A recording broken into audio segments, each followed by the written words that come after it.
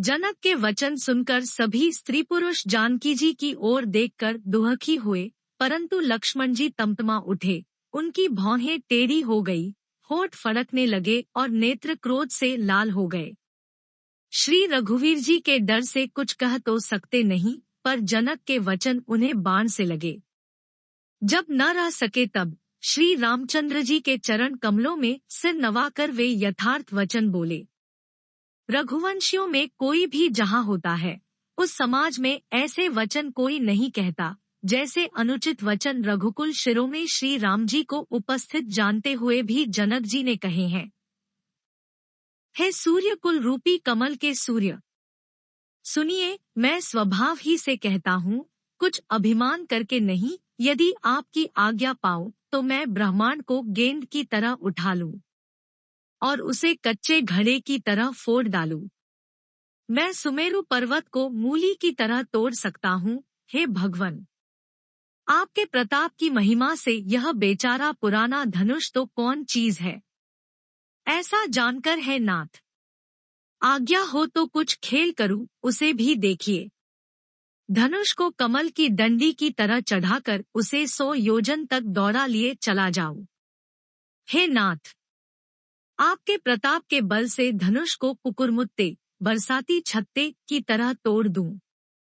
यदि ऐसा न करूं तो प्रभु के चरणों की शपथ है, फिर मैं धनुष और तरकस को कभी हाथ में भी न लूंगा। जो ही लक्ष्मण जी क्रोध भरे वचन बोले कि पृथ्वी डगमगा उठी और दिशाओं के हाथी कांप गए। सभी लोग और सब राजा डर गए। सीता जी के हृदय में हर्ष हुआ और जनक जी सकुचा गए।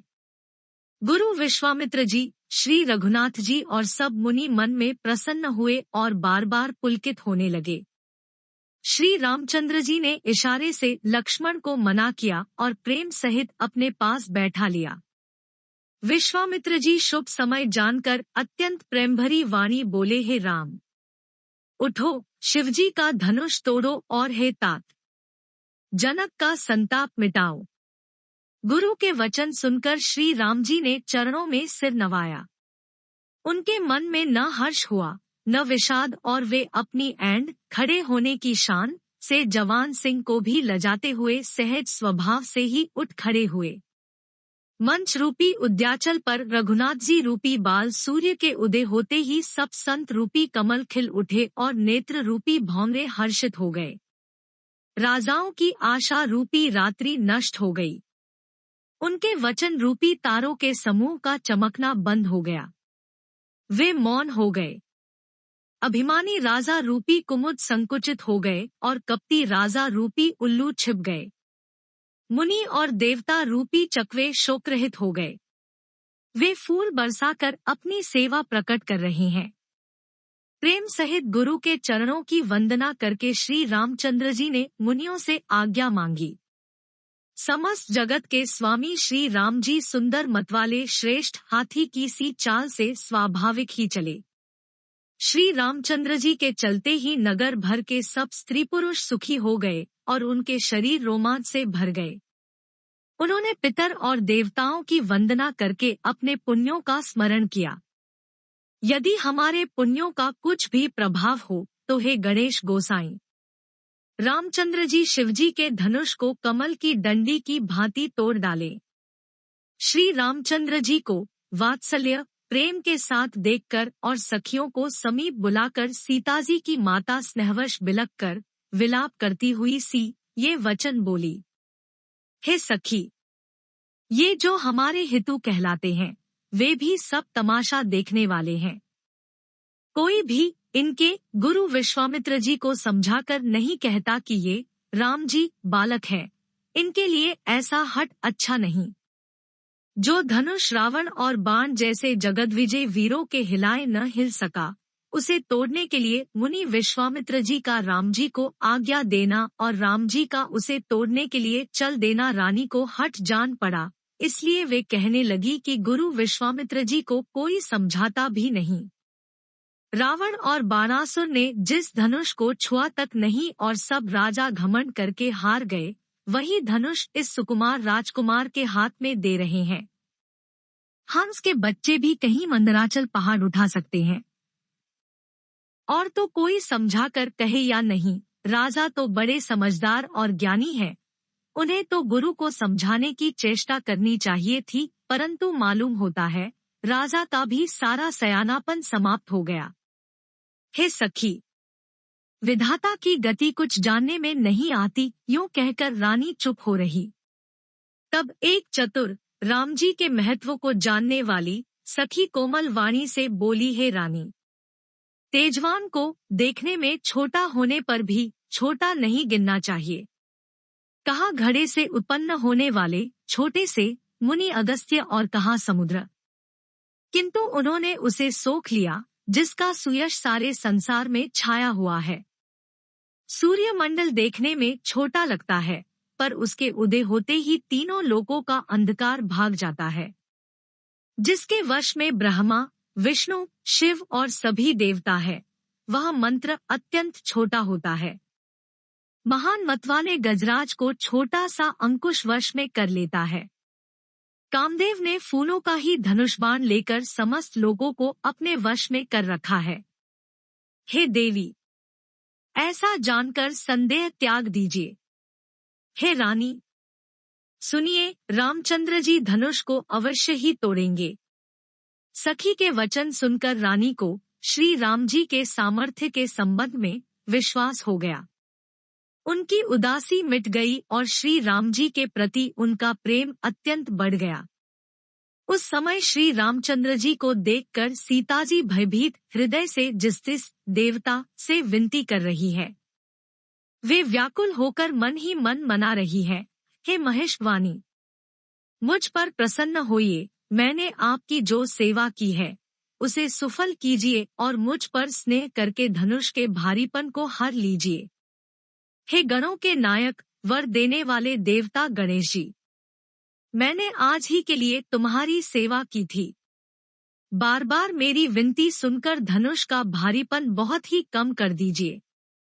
श्री रघुनाथ जी की ओर देख देख कर सीता जी धीरज धरकर देवताओं को मना रही है।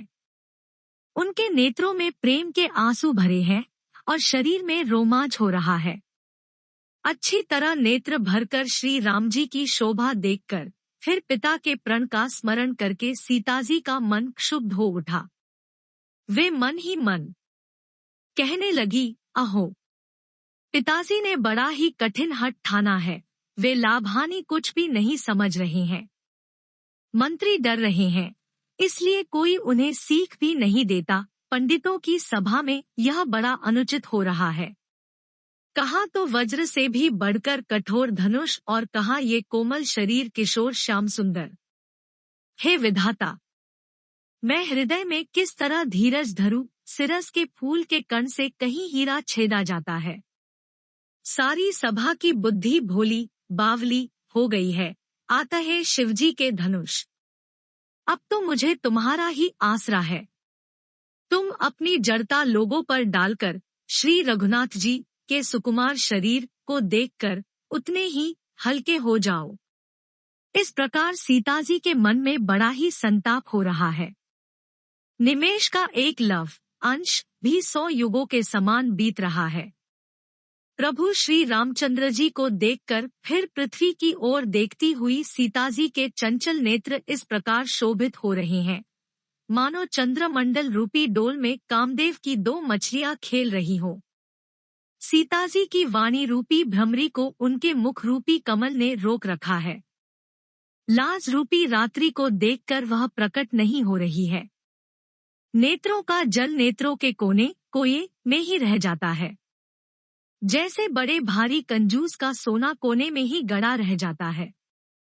अपनी बढ़ी हुई व्याकुलता जानकर सीताजी सकुचा गई और धीरज धरकर हृदय में विश्वास ले आई कि यदि तन मन और वचन से मेरा प्रण सच्चा है और श्री रघुनाथ जी के चरण कमलों में मेरा चित्त वास्तव में अनुरक्त है, तो सबके हृदय में निवास करने वाले भगवान मुझे रघुश्रेष्ठ श्री रामचंद्र जी की दासी अवश्य बनाएंगे। जिसका जिस पर सच्चा स्नेह होता है वह उसे मिलता ही है, इसमें कुछ भी संदेह नहीं है। प्रभु की ओर देखकर सीताजी ने शरीर के द्वारा प्रेम ठान लिया अर्थात यह निश्चय कर लिया कि यह शरीर इन्हीं का होकर रहेगा या रहेगा ही नहीं। कृपानिधान श्री राम जी सब जान गए। उन्होंने सीता जी को देखकर धनुष की ओर कैसे ताका, जैसे गरुड़ जी छोटे से सांप की ओर देखते हैं। इधर जब लक्ष्मण जी ने देखा कि रघुकुल मणि श्री रामचंद्र जी ने शिवजी के धनुष की ओर ताका है, तो वे शरीर से पुलकित हो ब्रह्मांड को चरणों से दबाकर निम्नलिखित वचन बोले। हे दिग्गजों, हे कच्छप, हे शेष, हे वारा, धीरज धरकर पृथ्वी को थामे रहो, जिससे यह हिलने न पावे। श्री रामचंद्र जी शिवजी के धनुष को तोड़ना चाहते हैं। मेरी आज्ञा सुनकर सब सावधान हो जाओ। श्री रामचंद्र जी जब धनुष के समीप आए, तब सब स्त्री पुरुषों ने देवताओं और पुण्यों को मनाया। सबका संदेह और अज्ञान, नीच राजाओं का अभिमान, परशुराम जी के गर्व की गुरुता, देवता और श्रेष्ठ मुनियों की कातरता, भय, सीताजी का सोच, जनक का पश्चाताप और रानियों के दारुण दुख का दावानल, ये सब शिवजी के धनुष रूपी बड़े जहाज को पाकर समाज बनाकर उस पर जा चढ़े। ये श्री रामचंद्र जी की भुजाओं के बल रूपी अपार समुद्र के पार जाना चाहते हैं, परंतु कोई केवट नहीं है।